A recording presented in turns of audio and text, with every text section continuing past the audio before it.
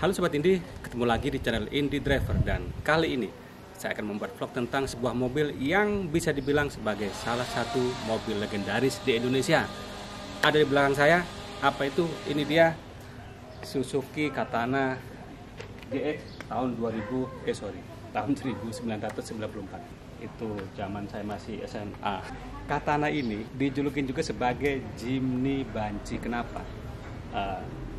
Kemunculan Katana ini bermula dari kesuksesan penjualan Suzuki Jimny yang sejarahnya dimulai dari tahun 68 dan diproduksi tahun 70 dan dijual ke berbagai penjuru dunia dan responnya luar biasa.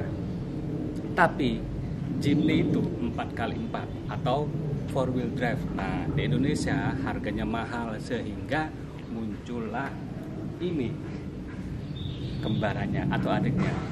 Nah, yang Katana itu 4x2. Kenapa? Agar harganya murah. Jadi mobil ini tetap memiliki sebuah pride, sebuah nama besar Jimny, tapi dengan harga yang lebih murah. Katana ini mulai diproduksi di Indonesia tahun 1990 dan ini salah satunya. Ini kalau dalam keluarga Jimny, ini adalah generasi kedua. Tapi saya tidak terlalu banyak cerita soal sejarah Jimny dan Katana tentunya. Kita lihat mobil ini. Kalau modelnya itu apa ya? Compact dan simple banget bentuknya. Lebih banyak mengkotak bentuknya. Nah, kita lihat depannya ini. Nih, mengkotak, kotak, kotak. Nah, kotak semua, kotak. Tapi justru inilah yang membuat modelnya terlihat semakin keren dan disukai oleh banyak orang, khususnya di Indonesia. Di lampunya bulat. Jadi dulu itu Jimny itu mengeluarkan lampu utama bulat, lalu berganti menjadi kotak. Nah, yang kotak itu banyak dikomplain sama penggemarnya, katanya kurang bagus. Nah, akhirnya balik lagi ke bulat lagi. Ini sudah bulat yang terakhir. Grillnya seperti itu. Ini logonya sudah logo S, bukan tulisan Suzuki. Kalau yang lama itu Suzuki. Ini variasi fog lamp. Nah, ini lampu sen di sini. Bumpernya ini besi. Tuh besi. Kalau nabrak ini kuat, nggak akan penyok, kecuali ditabrak tuh benda yang keras sekali. Ada covernya di sini dari plastik. Jadi ini adalah mobil tetangga saya. Dia beli tuh platnya plat Bali. Dia beli dari Bali. Dia tuh suka dengan mobil-mobil kuno dan ini katanya mau dijual. Nah, sebelum dijual saya review dulu. Nah, kita lanjut lagi. Ini kap mesinnya juga kotak, ada garis-garisnya di sini nih. Kelihatan kecil tapi maco gitu. Kita ke samping. Lampu sen ada di sini. Nah, ini dia rodanya. Ini velgnya velg ori dengan ban profil 205/70 menggunakan ring 15. Nah, ada mini fender di sini. Jadi kelihatan gagah dan manis. Ban besar itu membuatnya kelihatan gagah. Nah, ini membuatnya semakin gagah dan manis. Nah, di sini ada lubangnya nih. Ini lubang pembuangan angin di kap mesin sini. Nah, ini dia tulisan Katana. Ada logo pedang di sini. Jadi dalam bahasa Jepang, Katana itu adalah pedang. Kaca depannya ini benar-benar lurus. Kalau mobil sekarang itu kan agak melengkung ya. Ini benar-benar lurus. Benar-benar kaca yang rata. Ada wiper 2 di sini. Semprotannya seperti ini di sini. Ada antena di sini. Ini kondisinya masih asli. Nyaris tidak ada tambahan-tambahan atau modifikasi. Spionnya seperti ini. Dan ini ngomong soal pintu. Ini engselnya. Engselnya itu di luar. Engsel di luar itulah yang membuatnya terlihat semakin maco, semakin kaku dan kuat. Dan memang mobil ini dikenal sebagai salah satu mobil yang andal, bahkan ketika digunakan untuk off-road, khususnya yang Jimny ya, karena berpenggerak 4x4. Nah, untuk Katana itu penggeraknya 4x2, tapi banyak yang melakukan modifikasi dan mengubahnya menjadi 4x4 agar bisa digunakan off-road. Ada stripping di sini. Ini strippingnya masih ori, sudah agak retak-retak di sini, tapi orisinal inilah yang membuatnya nilainya tetap tinggi. Ini ada sedikit karat-karat di engsel pintunya, itu wajar. Ini catnya kita lihat tuh agak mengelupas begini, wajar karena ini gesekan dengan tangan. Ini banyak terjadi gesekan ketika kita membuka pintu, misalkan begini. Nah, selalu begini kan, sehingga catnya agak terkelupas. Tapi ini ori. Ini garis pintunya. Oh ya, ini ada push tab. Jadi ini adalah katana tipe tertinggi atau GX. Ada GX, ada DX. Untuk yang GX, salah satu tandanya adalah di sini ada push tab. Kalau yang tipe di bawahnya enggak. Di roda belakang. Oh ya, kita cek dulu pengeremannya. Ini sudah disc brake, kelihatan enggak ya? Dalam sini disc brake. Tapi tentu saja belum ada ABS dan fitur-fitur keamanan pengereman lainnya. Ini sudah high roof, jadi atapnya tinggi. Jadi kalau Jimny yang lama itu kan segini doang. Nah, yang ini meninggi agar headroomnya atau ruangan di atas kepalanya itu lebih tinggi. Jendela belakang seperti ini. Kita lihat luarnya dulu ya. Masih bukanya manual. Tangki bensin di sini. Tuh ada garis-garis ini, keren. Nih dari belakang seperti ini.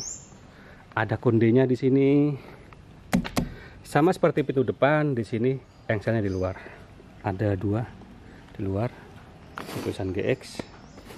Lampu belakang seperti ini. Nah, ada 3 warna, putih, merah, oranye. Yang putih itu lampu mundur, yang merah lampu rem, yang kuning atau oranye itu lampu sen. Bumper belakangnya seperti ini, sama-sama besi juga. Sama ke depan ini plastik tapi kuat.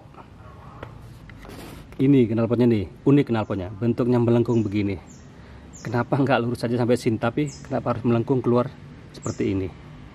Mungkin Anda yang paham soal ini bisa komentar ya. Nah, ini tadi baru saya panasin. Itu masih ada airnya, kelihatan nggak airnya? Nah, itu ada airnya. Nah, artinya mesinnya masih bagus. Satu hal lagi untuk tipe GX, ini di sini tidak ada push tab-nya. Kenapa? Karena jok belakangnya ini menghadap ke depan. Kalau yang tipe di bawahnya itu joknya itu berhadap-hadapan. Nah, ini dia jok belakang seperti ini. Nanti kita lihat dari depan aja. Ruang bagasinya sempit sekali. Kalau mau bawa barang bawaan di sini tentu tidak terlalu banyak. Tapi ini bisa dilipat. Ini joknya masih ori. Kita lihat dari sini aja ya. Ini agak kotor. Kita ke kursi belakang ya. Nah, kalau mau masuk nih gini, harus dimajukan dan dilipat sandarannya. Nih. Nah, ini tentu saja sempit. Kita lihat ya. Ini pemiliknya ini sangat sayang dengan mobilnya, jadi dibelikan cover. Ini jok belakangnya tentu saja sempit dan kurang nyaman ya. Tapi memang mobil ini bukan dinilai atau dilihat dari kenyamanannya, tapi dari prestisnya, dari apa ya, kesenangannya. Ini adalah mobil hobi. Walaupun tidak didesain untuk off-road, tapi ini setidaknya membuat pemiliknya atau pemakainya itu terlihat gagah, terlihat kekinian di zaman itu. Nah, kalau kita lihat nih, kacanya masih begini, bukaannya itu begini caranya. Nah, gitu ya, masih manual. Ada pegangannya, dan ini tentu saja sangat berfungsi kalau misalkan harus melewati jalan off-road. Jadi penumpang belakang tuh bisa pegangan. Ada speaker di sini, 2 kanan kiri. Nah, ini saya bilang headroomnya itu luas sekali, tinggi sekali, lebih dari 20 cm tuh. Karena ini high roof, yang atapnya tinggi. Ya, klasik sih. Ada lampu kabin di sini. Waduh, mati. Oh, mungkin nyala ini. Di sini. Yang kanan nggak ada, yang kiri nggak ada, hanya di kanan. Dan ini masih orinya ya. Aslinya ini kain. Masih cukup bagus kondisinya. Tuh. Kalau ini ada pelapisnya. Buka pintunya manual, tuh bukanya ini enteng sekali. Kalau ditutup, nah harus pakai sedikit tenaga. agar ini presisi. Ya maklum sudah umur lah. Nah, kabin depannya seperti ini, sangat sederhana, sangat jadul, tapi disinilah nilainya saat ini. Karena ini jatuh sebagai sebuah mobil klasik ya, mobil hobi.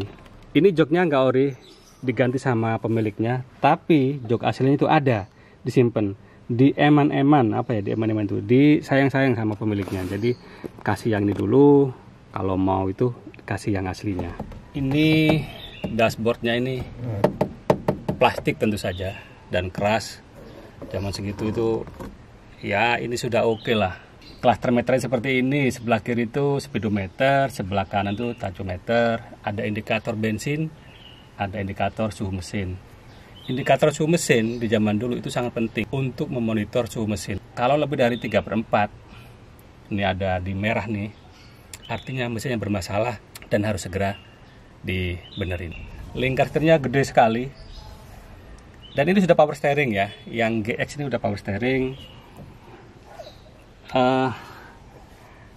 Apa namanya? Masih menggunakan anak kunci biasa, tentu saja kita nyalain aja. Nah, teralin dulu.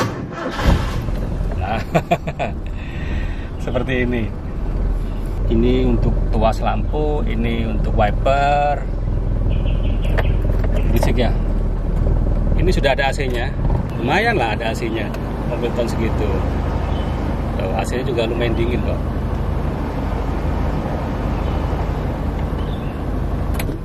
Matiin aja biar nggak berisik ya. Ini door trimnya. Door trimnya masih asli, yang atas itu plastik, yang bawahnya kain.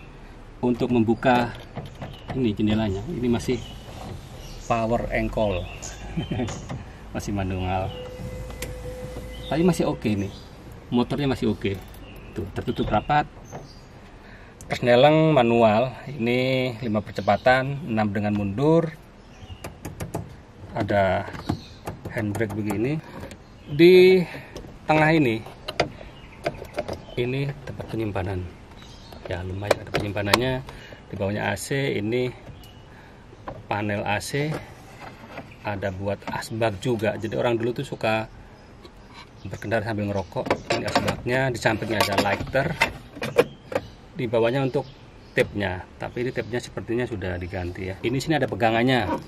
Nah, pegangannya di bawahnya.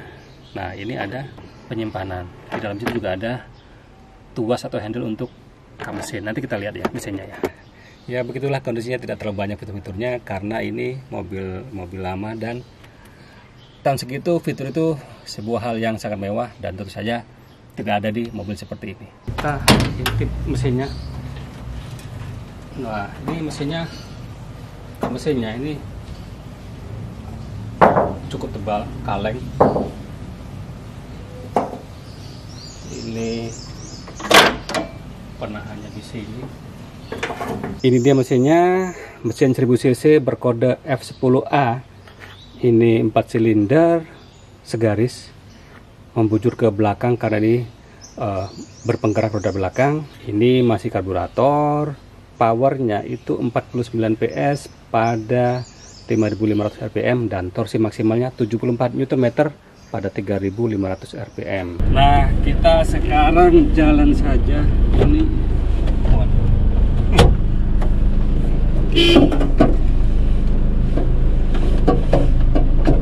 agak susah. Apa namanya, seatbeltnya ini agak susah, maklum mobil jadul gitu kan. Nah, mana ini? Kita pasang seatbelt. Nah, kita rasakan mana berkendara mobil ini. Oh ya, ini saya ini agak saya minta maaf ya, ini ada gangguan audio. Jadi ada masalah dengan peralatan audio saya. Itulah kenapa di vlog terakhir kemarin itu audionya agak terganggu. Nah, ini sekarang juga sama. Jadi saya harus menggunakan audio internal dari GoPro saya dan juga dari kamera mirrorless saya. Jadi mungkin kurang clear, tapi ya mau dimaklumi ya. Bismillahirrahmanirrahim, kita jalan aja.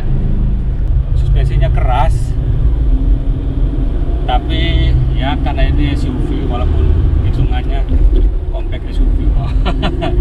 Jadi kalau ada jalan gak rata, gajur-gajutannya itu aduh cukup keras, bikin nggak nyaman.